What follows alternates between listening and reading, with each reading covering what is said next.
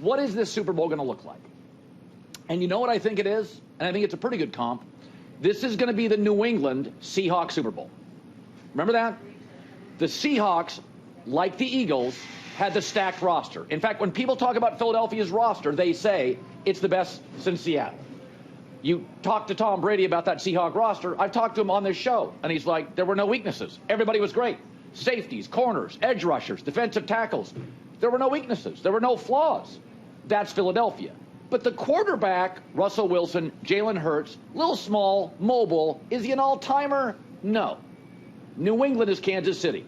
Iconic coach, maybe the greatest quarterback of all time, second best roster, but they always win close games. Anytime a game is close, anytime it could go either way, anytime it's a big third down. It was Brady and the Patriots. It's Mahomes in Kansas City to win that game. And I want to talk about this because I think this is going to be a chess match. And I think one of the chess matches is going to be between Mahomes and Vic Fangio, the defensive coordinator for Philadelphia, who, by the way, Mahomes is 8-0 against. Every quarterback in the league struggles with Vic Fangio, except maybe Josh Allen, and except maybe Patrick Mahomes. And I do think we have to consider this, and I don't think this is hyperbolic. If Patrick Mahomes wins, and the first team, now the Packers did it, but the first team in what we consider modern football to win 3 in a row, he is the NFL's MJ. And I think there are real similarities. MJ, 6 for 6 in the finals, 6 MVPs, but we saw his struggles, and I'll get to that in a second. Mahomes is almost relentless like MJ. He didn't look great in the regular season. Michael had off nights, but they both kind of shift gears. And what I've always noticed about Mahomes, much like Michael, they're not burdened with pressure. It's almost like they get bored in the regular season, and Michael would put his arms around these moments like, okay, this stuff counts. It was Tiger in his prime. Oh, we're finally to Sunday. Final 9 holes. That's Mahomes. The way he shrinks Lamar Jackson, an all-time great. The way he shrinks Josh Allen, maybe the most physically gifted quarterback since Marino or Elway, makes me think Mahomes sometimes, like MJ, is bored with the regular season. He's that gifted. And when I watched MJ, and I remember this well, sitting on a couch watching the Suns-Bulls final. And Barkley was amazing, but he made Barkley look okay. And MJ wasn't the best shooter. He wasn't the biggest player. He wasn't the strongest player. He wasn't the best ball handler. None of that stuff. None of it with Michael. But he was 6'6" of relentless. Mahomes isn't as big as Allen. He doesn't move like Lamar Jackson. He doesn't have the best arm, although he throws kind of quirky sidearm. But there's just something about him. There's an it, and it's why, remember now, Michael wasn't the number 1 pick. Mahomes wasn't the number 1 pick. That was LeBron. LeBron was on the cover of Sports Illustrated at 16.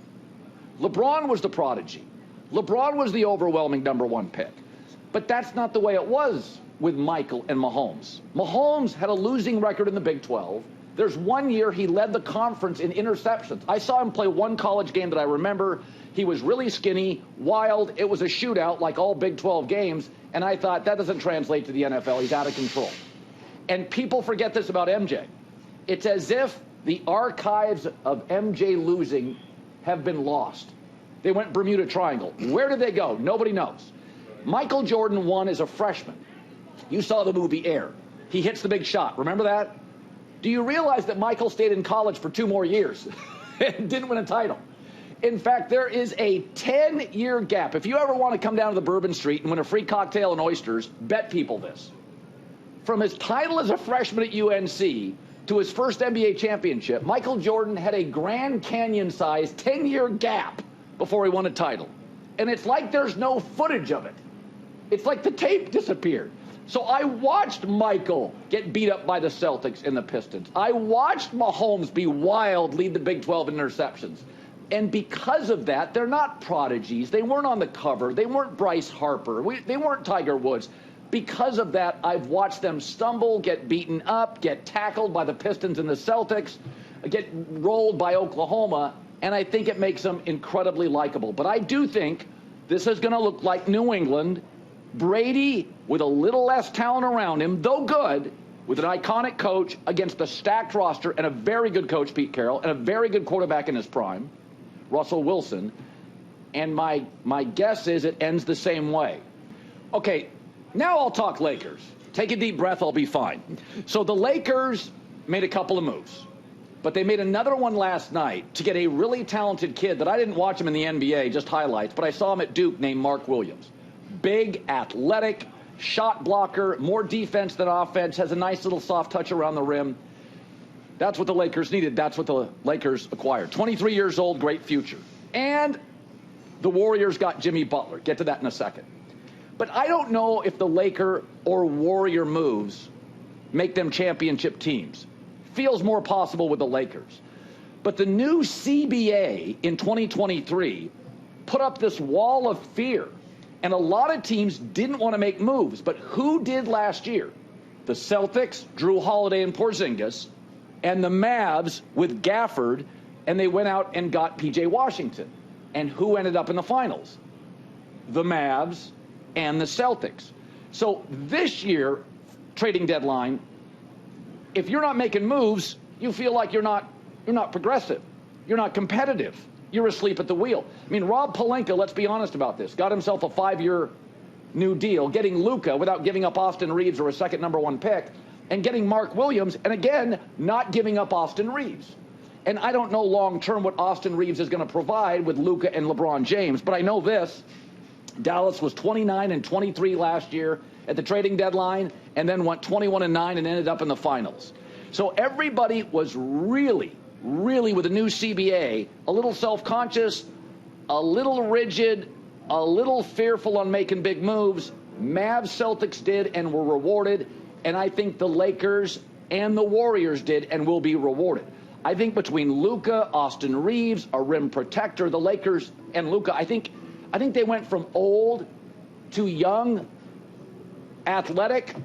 They're still not great as a perimeter defensive team. They probably need another three-point shooter. But the Lakers have literally changed the feel and the reality of their roster. Old to young and more dynamic. And that's a real thing in Los Angeles. Now, in terms of Jimmy Butler to the Warriors, I said this, I think, a month ago on the air. I said they got to make a move. If Steph's not on the floor, they're boring. And the one thing with the Warriors, you didn't have to love them. They were never boring. And it's like he needs a #2 star. And he got it. And yes, they gave up Andrew Wiggins. They've been looking to move him for years. Yeah, they moved. But you know what? They keep Kuminga. They got Draymond. It's Steph. It's Jimmy Butler. Now, I don't know if this takes them to a new level. But the NBA's television ratings for the last 3 years have had a interesting problem. And this solves the interesting problem for the Warriors and the Lakers, who, by the way, every time they play on Christmas, every time Steph and LeBron play, it's the highest rated game in the regular season. And it was this year so far, and now they both got more interesting. And whereas, you know, the NBA is doing a lot of things right, but it's getting more European. It's less reliant on familiar college basketball players. So it does matter where the players play. In L.A., New York, Boston, Philadelphia, San Francisco, it matters. That's why baseball ratings. Dodgers great, Yankees great, Mets interesting, Bryce Harper, Phillies good. In the NFL, it doesn't matter. Buffalo could face Tampa Bay in the Super Bowl. You get a number. Baseball and the NBA, there can be interesting problems. So you need the right stars to end up in the right places. So I look at this, I am much more interested in the NBA today than I was 3 days ago. That's all I know. I cannot wait to watch Jimmy Butler, Steph, and Draymond. And Luka, Mark Williams, LeBron, Austin Reeves, I don't know. That feels like a team that can get to the finals. Mark Williams is one of those guys, he's young, he's had injuries, but when he's on the floor, and I saw him at Duke, not a lot of NBA knowledge, but I saw him at Duke, and he is a force. He is an athletic force. Hi, everybody. It's me, Uncle Colin. Subscribe here to get the latest from the herd, including exclusive behind-the-scenes videos and more, wherever you may be, however you may be watching. Thanks again for making us part of your day.